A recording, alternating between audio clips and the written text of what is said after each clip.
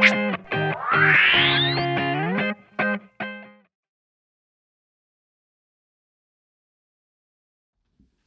will start the ceremony. I will start as president, and I will finish my talk as vice president, you know, as decided by the Presidium yesterday. So I am very glad to see a so prestigious audience today, and apologize if I forget some name in the acknowledgement. So I would like to acknowledge here His Excellency Antonio Vasco Alves Machado, Ambassador of Portugal in Belgium, Mr. Moedas, Commissioner for Research, Science and Innovation at EC, and Mr. João Sagua, Rector of Nova University, and Mrs. Caroline Powells, Rector of VRI University in Brussels. Also, Mr. Fernando Santana, President of the Portuguese Academy of Engineering, and Mr. Labastida, who is somewhere, Head of EurASc Scientific Department.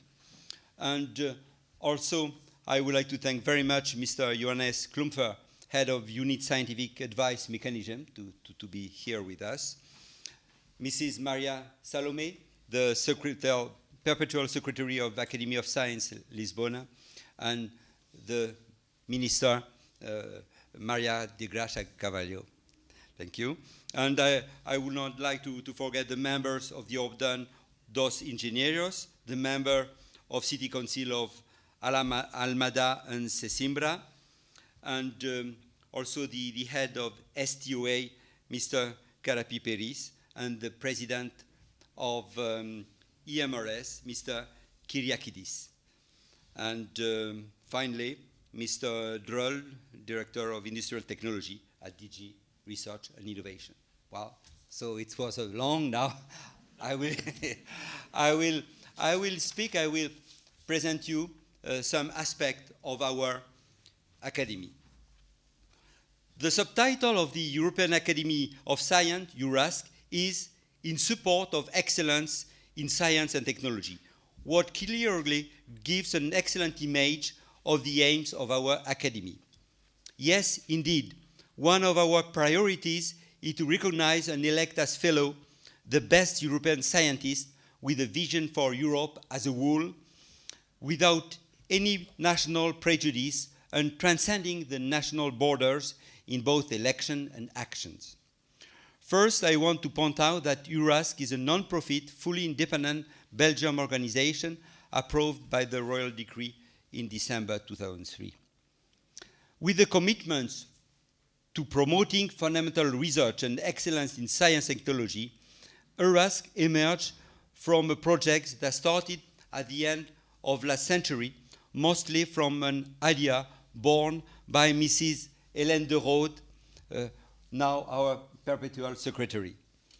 So the major purpose was to increase ties between universities, research organizations, industries, and governmental bodies by choosing the best experts within the whole Europe. This does not mean that the academy is not open to scientists working outside Europe, of course, since we do have also in our ranks experts coming from all over the world, but within a defined quota for each scientific division.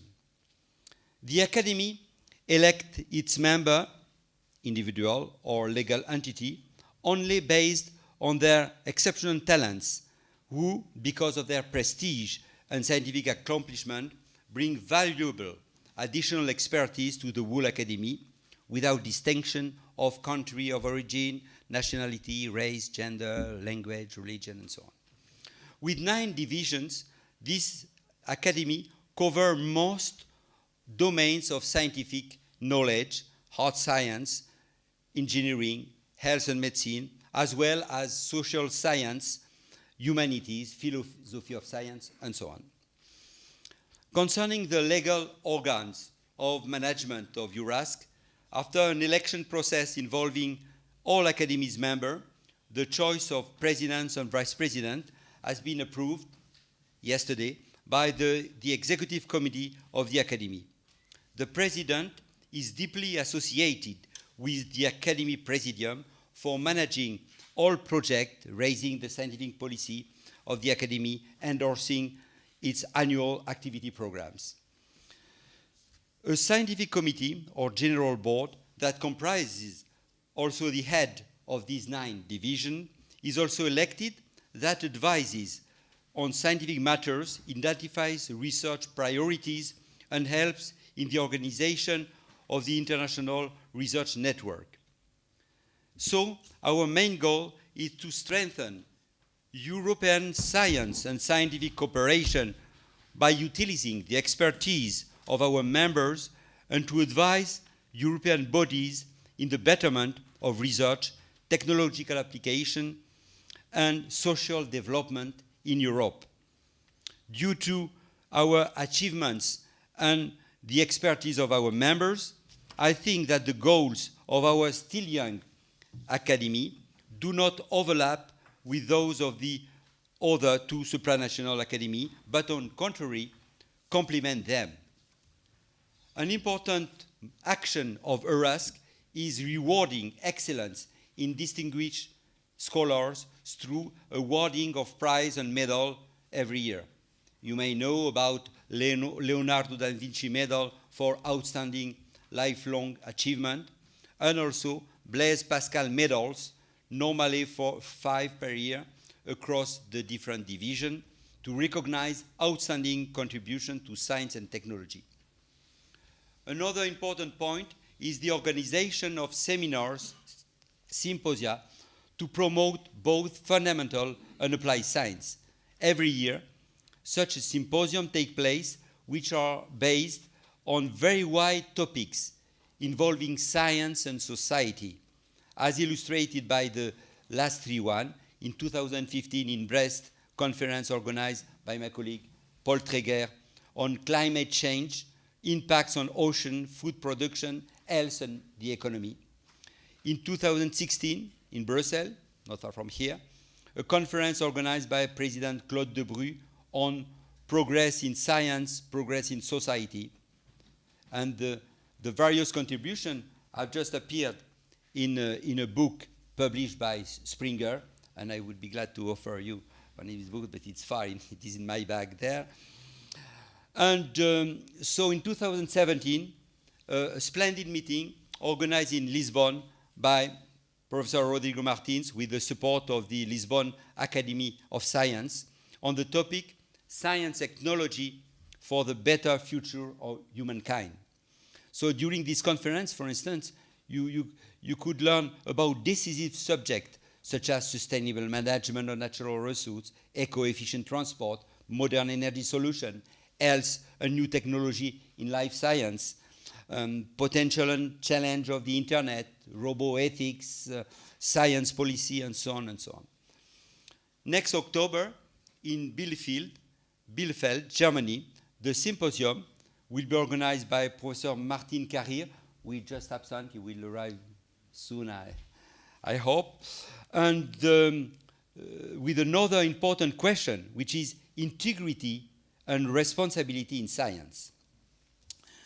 So even if my time as the president of the Academy has been short, I have always felt invested in the search for the common good and for the increased recognition of our Academy within the European institution.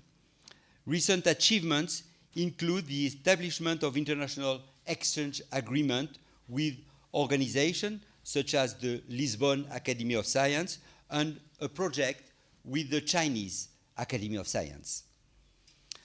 At the end of my talk, I would like to sincerely thank all the colleagues with whom I have been in regular contact. I will quote some names such as Tommaso Calarco for his very active work in the quantum technology European program.